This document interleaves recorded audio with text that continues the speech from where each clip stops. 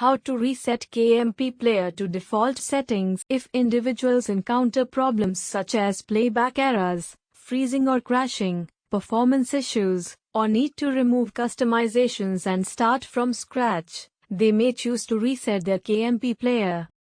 So before resetting KMP Player, please keep the following things in mind.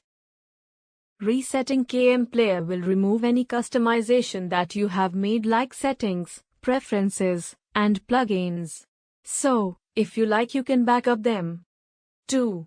As some of the plugins are difficult to find, so it's better to note the names of the plugins. 4. As resetting KMP Player is an irreversible process, so make sure of this before proceeding.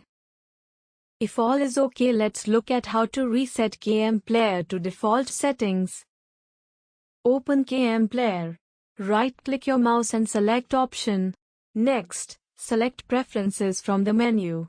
You will get a window. Click on the Reset Current Preset button located at the bottom of the window.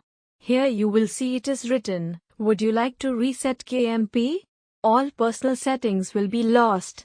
So, click on the Yes button to reset. In this way, KMP Player is reset to default settings. Like, share and subscribe for the videos.